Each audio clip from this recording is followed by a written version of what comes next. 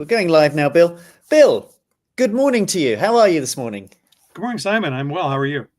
I'm good. I'm good. As I was sort of mentioning before we jumped on this, I'm busy playing with AI and having lots of fun with AI. And actually, part of that comes into this discussion we're going to have today, which is all about customer segments and customer profiles, and the importance and the usage of this particular part, because it's a lot of founders ignore their customer segments until later on. They don't start off with that. They start off with an idea, and the customer part comes into it a bit later. They create things, and then sometimes a little bit of backtracking. But I put a few questions together for maybe us to have a chat about. So I'll put them up on screen, Bill. And this is something I think that people, when I'm talking to founders about, get a little bit confused between customer profiles and customer segments. And I often just put it in the context of the customer segments, a general overview of who you're targeting. So how old are they? Where do they live? And it's a little bit more general, but it's really important because you're putting them into a niche, and the profile delves a little bit more detail, maybe about the channel, what they read, or what how they're emotionally attached to certain things. I don't know whether you view it in the same way, or anything you want to talk about on that side of things.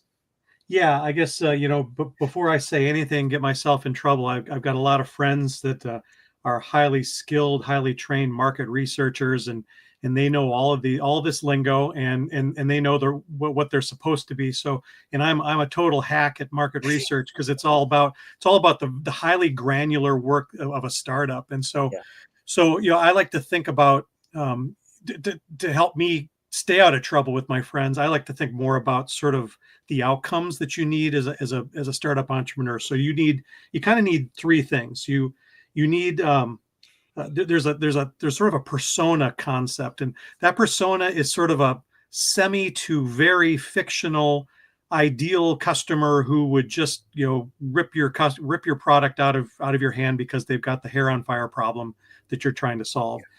Then there's that profile you're talking about. That's a fairly granular look at a real person that you've actually run into and been able to observe, and that you say, hey, I think we can drive value to this person because we know something about them. And then that other outcome is, hey, we need a place to find these people, and those are those segments. Men 18 to 35 who shop online, or that live in this area, or that come from this background. So that then becomes the pool in which you go diving into to do your marketing and find out, hey, how many of these people that fit this profile or this potential persona actually live in this pond? Is this like a segment that I would want to go after as a result? Hey, is it 80% of the people in this segment are my customer? Great. Only 3% are my customer. Wrong. Let's go somewhere else. We've got to find them. And that's a big deal for a lot of entrepreneurs, is being able to find customers. They'll have a customer profile, or a persona, but they just haven't found that person yet who actually wants the thing that they're trying to do. And you got to stop making and building until you actually find people that care about what you might make or build. So persona is great. You start there. Yep. We think this person might exist. Let's go out and dive into the market, talk to a lot of people. Hey, we found a couple people. Here's what they're actually like. So let's take the fiction away. Now, where do they hang out? What are those segments? And I guess what you're describing here is the fundamental of entrepreneurship in a way, because it's all about who you're solving a problem for. It's all about the customer, and it's all about saying, well, I think the people I'm after in this segment, I've got to now test that segment. Who are these people? What's a general overview, as you said, a sort of persona? Now let's find some real people. Let's find a real profile of, see if we can put a name to them, and find as many profiles that fit there, and then start testing with. So it's quite an important part of being an entrepreneur, understanding this customer segment, profile, persona Yeah, there's sort of a holy trinity there of what, how, and why. You know, what's the problem, or who, what, and why. Who has the problem? What is the problem, and why is it worth solving to them? So, you know, you've got to solve those answer those three questions before you really want to jump in with both feet. And actually, for anybody listening at the moment, if you're listening live, feel free to put some questions or comments in the comments section from whichever platform you're listening into, and we'll be happy to address them, because we're looking very much on the customer segment, persona, profile side of things today. And actually, I wanted to talk to you, Bill, going a bit further into this about why it's dangerous to assume everybody and everyone is your customer, because we see a lot of entrepreneurs say to us, well, yeah, but everybody will buy this. You know, this is going to be the next big thing, and this is and it's fairly dangerous to assume that, isn't it, Bill? Yeah, you know, if your target is everyone, then your product would have to be ridiculously broad and would never, you know, it just wouldn't work. So the discipline of an early stage entrepreneur is how narrow can you get? Yeah. You know, even down to one person. Can you solve one problem for one person in a way that makes them passionate about what you did for them? If you can't do that, if you can't do it for one person, then you can't do it for 100 or 1,000,000. Solve for one person. It's also a heck of a lot cheaper. And you know, especially if you ever want funding from anybody, you know, you can say, you know, everybody needs this product, and that may be the case, but not everyone's going to buy it. I mean, think of some product that everyone buys and it just doesn't exist. The reasons one person may need it might be different from someone else, and they may have, you know, certain groups of people may have barriers that prevent them from buying, whether it's resources or beliefs or whatever it is. And that's, again, getting into that customer profile, that the psychographic sort of part of things where, hey, what makes somebody tick when it comes to considering this problem space? Yeah, and there's also the logistics, I guess, of if everybody's your customer, how do you get a message out to somebody in a rainforest in the Amazon? You could put a billboard on the moon. English and, you know, billboard on the moon. There you go. Yeah, then everybody can see it. And then you can all see it in all the languages. So yes. So pictures only. So it's really important to not assume everyone is your customer, and, as you say, go as finite as possible. And I think that's where the actual customer profile comes in. If you can actually picture somebody, you're going into a proper niche there. And it's a narrowly defined customer profile. Okay, this is a woman in her 20s who shops online for clothing and makes this much money and does it because you know, and this is why she likes shopping online. You know, that kind of, you really want to be inside that person, because if you aren't, then you won't understand their reactions when you present them with a value proposition. And it is all about understanding them. And it's a great question from Christopher here that I've just posted. He's put into the comments: is there such a thing as a market niche that's too small? Yeah. I mean, my thoughts are, Christopher, that there isn't such a thing as a market niche too small, because it's about understanding at the very early stage. And I guess when we'll talk a bit later about how you broaden your market and how, once you understand, but I don't think there's a market niche too small. I think it's I think at this stage you really are trying to find people to talk to about problems to solve, and as long as you've got a few people to speak to, it's not too small. What's your thoughts, Bill? Yeah, exactly. You find your niche and you learn as much about it as you can, and that's where the business model then helps you, because the business model canvas then allows you to kind of quantify that and decide, hey, is there a repeatable, scalable business model here? And if the niche is too small, then there is not. So the business model canvas will answer it for you. Sorry, there's only 6 people on Earth, and you found 5 of them already who will buy this product. So we need to do something else. Different customer, different problem, different solution, different niche. Well, when you're sort of talking about the business model canvas here, you know, how can startups create customer profiles? Well, the canvas is a really, really good way of beginning your journey, isn't it? Well, probably the lean canvas at this Lean stage, canvas, I yeah, would yeah, say. lean canvas. Short answer is you can't create a customer profile until you have talked to customers. So start with your, again, start with that persona.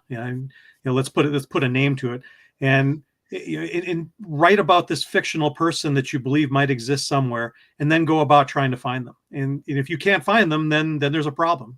Either you're having a hard time finding them, or they don't exist. And either way, you're in trouble. So write the fictional story, go out and see if you can validate it. And if you can't, then pivot. And again, this gets to being at the heart of an entrepreneur, because many times entrepreneurs say, well, yeah, this is a really good idea, and look at what others are doing similarly. But if you can't get to these customer segments, if you can't get to these profiles, and you're not able to communicate with them, it's not a great idea for you. It might be a really good idea for somebody else. So it's you're testing your entrepreneurial ability with that idea, with those particular customer segments and profiles. Yeah, I've worked with teams that have worked on the same idea in different settings at different times. Sometimes the team just didn't have the skills or the network or the ability to connect with that customer. So they found nothing, and they had to move on. Whereas another team had the right people and the right skills on the team to actually find them and be able to make a good decision whether to move forward or not, based on an accurate assessment of that customer's population. Yeah, and I mean, the next question I put up here is really to do with product development and some teams that are working on particular products. And it's so as well as just an idea for a business where you're focusing on segments and profiles and personas, it also plays a massive role in product developments and teams that are working on developing a product. And I don't know whether there's any examples that spring to mind here with you, Bill, in product development. Well, so I mean, if we're talking about the sort of fictional persona to start with, that initial version of your product that usually doesn't physically exist, maybe it's just a web page or a photograph, that persona can help you build that first thing to take out two people that you believe might be suspects. Yeah. And get that, really great design thinking people like IDEO and the great design houses of the world, they go out with what they call idea. Oh gosh, what's the word? They're ideas that they're expendable. They just go out with a whole bunch of ideas. They just show kind of rapid fire. Here's this.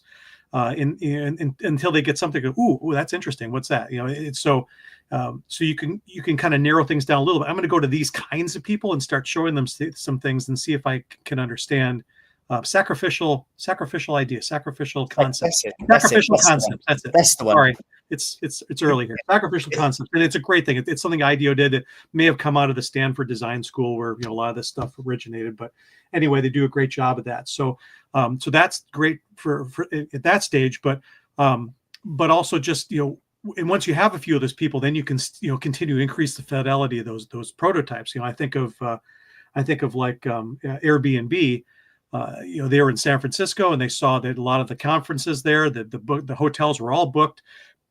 People were disappointed because they couldn't stay anywhere nearby, and they just didn't come to the conferences. And they said, okay, well, we got a conference attendee who's probably sort of a young person, who may have fairly low standards as far as how they want to live. Let's see if we can get one of them to stay in our apartment with us. And the cool thing is, the first person that came and stayed with them was a young woman. A young woman came and stayed in an apartment with two young men who were strangers. That's a big sign, a big signal, so psychologically, that she would be willing to. I mean, I wouldn't let my daughters do something like that, but this young woman did, and gave a great signal and said, hey, there's a market here, and people are willing to sleep on a blow up airbed in a couple of guys' apartment, not even a nice place. So that she can be there for this conference. So you work from persona to profile, and that helps you increase that fidelity of your prototypes. So you can get better and better knowledge of how you're able to transfer value. And that's a great example, Bill, because with the problem that Airbnb is solving, you would come up with certain hypotheses to say, well, you're not going to get a young woman staying in a place with, but that's an assumption, isn't it? That needs testing, and you've already shown that. Well, actually, if we build it, they will come, and then see who comes. Yeah. And then find out why they came, because it'll be important, especially early on. You say, hey, we got all these people who are doing it. Okay, now we need to segment them though, because there might be a couple of different whys. Well, this person did it because of this, and this person did it because of that. You'll need to pick one early on. Again, keeping very narrow and keeping very specific to those needs, because you'll end up accidentally getting too broad, and you might miss the message, or you might turn somebody off because they're seeing a message that along with theirs that turns them off. So, hey, this young woman came to visit us to stay with us because, so now we understand that we can continue to go down that particular avenue. This person stayed with us for kind of the wrong reason for now. Yeah. So let's get rid of him for now. We're going to come back to him because he's still a paying customer, but this woman here, she's more important than the fellow here right now. Yeah, no, that's really, really, really valid point. And this next question I'm putting up is a question I like for the simple reason that as a business evolves or an idea evolves, often it can go into different customer segments. So I always talk about the area I'm in, which is idea validation, that we're in actually, Bill, that we work a lot in idea validation, as well. These aren't our product market fit customers. They're not the main market. They're not the big market when we're doing idea validation. We're trying to find the early adopters first of all.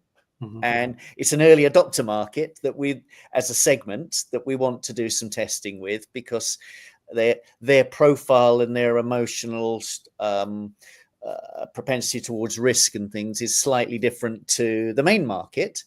And so it does evolve as a business grows and as a product becomes more mainstream. How do you explain to people when about the segments and the profiles evolving over time? Yeah, your early adopter customer might be in one place. For instance, let's talk about an early adopter of new technology. That might be, you might find this might be fairly young, fairly male, and fairly nerdy. You find them on bulletin boards online and at in comic book stores and places where nerdy people kind of like me like to hang out. But to cross the chasm to get to the larger market, the early majority, then things change. Then it's not, you have this great piece of technology, but that market is different, and they're gonna hang out in different places. They're gonna have very different standards. Their standards going to be much higher. They're going to need to see all the 5-star review on Google first. They're going to need to be able to access it very easily. There's going to need to be a 30-day money-back guarantee. There's going to need to be all kinds of stuff that the early adopters didn't care about because they wanted to be the first one to have it, and or they had some much greater version of that problem that they were desperate to solve. So in that, I kind of talk to people about that difference from early adopter to early majority is the difference between product innovation to marketing innovation. So you had your early adopter in a barrel, and that's easy. But your early majority is not in a barrel. They're in a bigger lake or a pond or a river or whatever, or an ocean. And now you have to be able to reach them where they are, which is the crux of marketing, reaching people where they are. Yeah, no, that's that. And business and entrepreneurship isn't just one size fits all. It's an evolving process, isn't it? And when you're when you're trying to find these customers, and the one thing that we really focus on at 12 Ronnies is this data. Validating data, is collecting data, is collecting evidence. It's not a case of just making an assumption and then just going forward with that assumption without data. Any tips and hints on collecting data to validate your ideal customers? So not just data to say, well, do people in general think this is a good idea, but actually validating data about your ideal customers? Yeah, it's kind of a three-step process. First is the data collection. There could be traditional kind of third-party data out there that you want to collect, but that first-party data is the most important early on. Get out and talk to people that have the problem that you have, people that don't have the problem that you have, people that used to have the problem that you have. And you take that third-party data and that first-party data, you mix it together in your mixing bowl. And then step two is what comes out of it, how that data speaks to you then becomes your insights. Yeah. Hey, because we put all this data together, because the insight, the customer will never tell you the insight, the why, because it's very deep and it's an emotional thing that they're just reacting to. They don't analyze it. There's no logic in it. So the insights that come out, okay, customers are behaving in this way because, and so those are the insights. And so now the insights are the things that are actionable, which means you can test them. Yes. Okay, this is happening because of that. Okay, so I'm going to build this, some prototype, and I'm going to then offer it to my customer. And I believe the insight tells me that because of that insight, they should grab it out of my hand. They should be able to get some value from it. And if it doesn't, then I need to go back and look at my insights. My insights were faulty. My data may have been skewed or faulty or something, but it's a great check. It's almost like it's almost like the U.S. government. You got the checks and balances. The behavioral experiment will tell you if the insight was wrong. The insight will tell you if the data was misinterpreted. The data will tell you a little bit about what your prototype has to be. So they all kind of work together. It's again, everything's kind of in threes today, I guess. So yeah, and if you're collecting the data properly, then you can pull out some magical insights. That's where the money is. That's what makes you different than everybody else that's tried to fix this problem before. Is you saw the connection because you went deep with the customer. You went to Olson Zaltman agency. They talk about the very basic sort of deep emotional attachments that again you don't really think about, you just react with, and if you can understand how to pull on those threads, you then really have that person at your mercy, so to speak, from a marketing standpoint.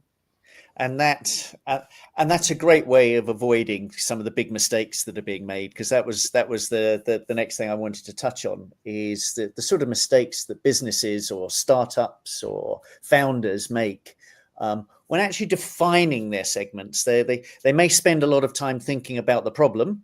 They certainly spend a lot of time thinking about the solution, because that's often where the idea comes from.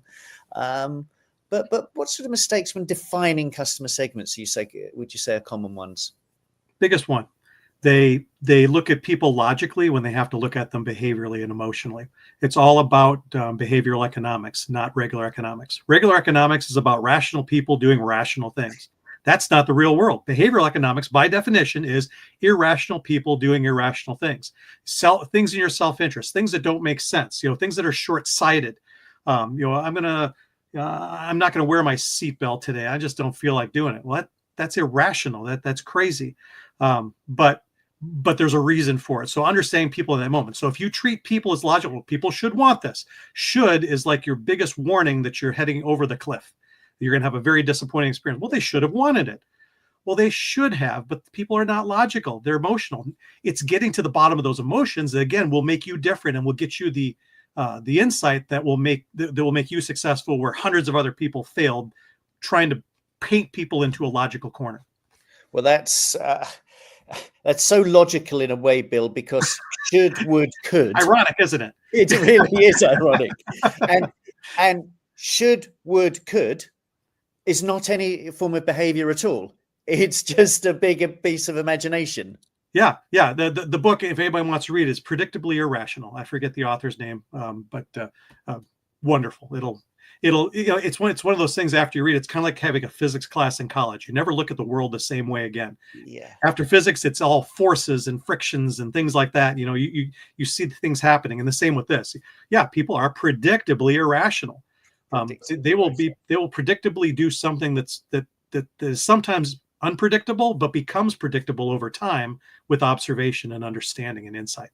Well, I'm going to look up that book, Bill, and what I'll do is I'll also put it in the comments. So and I'll I'll pin it to the comments board for everybody to see. It's around here somewhere. Yeah, I'll look that up.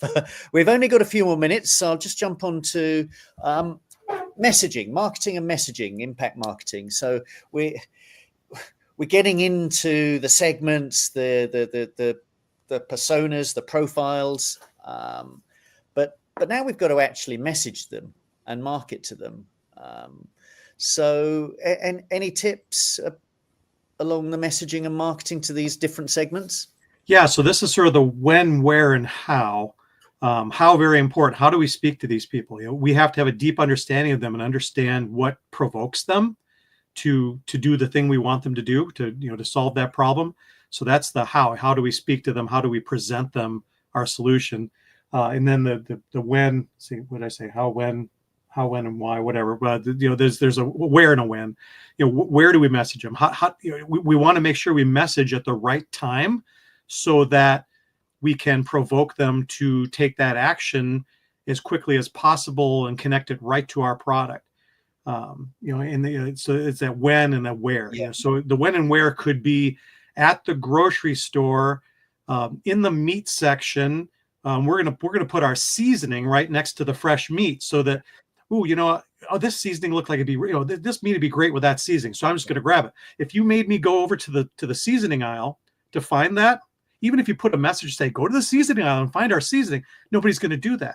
Yeah. But in that moment, say, oh yeah, this will make my roast a lot better, or this will help it from being so dry or so awful or whatever happened to it last time. So it's that, and then the how of that sign that's right there with the seasoning might show a happy family. Mom or dad or whoever made the meal is now the hero of dinner. And everyone's having a great time and enjoying a delicious meal. And so that's kind of, understanding that customer deeply, what their motivations are. We want to appeal directly to those very base level emotional things that they don't even realize are going on, and in the right way, the right time, and the right message. And so having a detailed knowledge of your customer profile, it means that you can put the right message out to them. You can strike to their emotions. You can test it. And, I was at a market research conference. We were talking about testing new products, and somebody said, well, I work for Coca-Cola, and you can't exactly do a small test of bringing in a new flavor into a supermarket. And I said, sure you can. I can print up some labels that say tangerine Coke, and I can stick those labels on the end of regular Coke, so that's all the customer sees as they walk by. And then I can stand in the aisle all day without being creepy.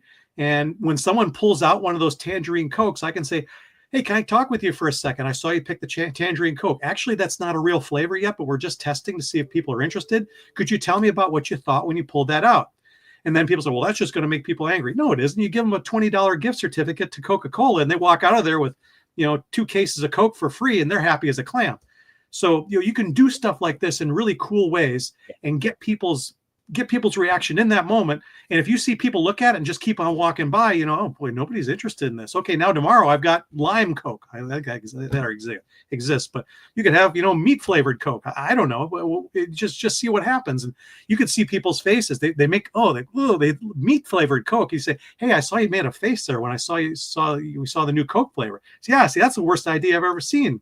Say, or I'm a vegetarian. That's offensive to me. You get all this feedback very quickly and very cheaply. Costs you $1 to print up 10 labels. Well, that actually reminds me of a Coke story where they didn't get it right. They'd ignored some of their sort of emotional segmentations. And when they launched, I don't know whether you remember when Coke launched their new Coke, and it was they'd reformulated basically their flagship drink. Yep. Based on some taste tests. Mm-hmm. But there was a massive backlash from the company because people were emotionally attached to the original formula. And in the end, they wanted to bring that in. So Coke had made a mistake there with their particular customer segment. But it was probably one of the most profitable mistakes of all time, because the massive amount of market, media attention they got. There's to this day, there's still an argument whether or not it was staged or not. The whole thing was staged. Really? Which I've talked about in other settings with other people. Say that is a tactic. Change your product and see how mad people get. Yeah. See if they go, if they go online to the tallest point on the internet and scream as loud as they can. That's fantastic, because now you become a hero to bring back. Wait, we listened, we brought it back, and here's what we're doing for you. And so it's a potential tactic. Either way, it's a great great story to learn from. Well, it really is. And what a position to be in, to have a product that people complain if you take it off the market. That's good problem to have. Yeah. Bill, we're out of time now, but thank you very much. This has been a fascinating conversation to do with segments and profiles. And if anybody wants to find out more, you'll see on the ticker tape that's going below the screen here, our 12 Ronnies website. You'll be able to take our quiz. You'll be able to join our communities. You'll be able to contact myself and Bill. And we'd love to talk to you further about segments, personas, and profiles. See, this is good placement, because you're putting it right here as we're talking about these subjects. So you're just like the seasoning next to the meat. Fantastic. Bill, thank you very much. Thank you. Y'all have a great day.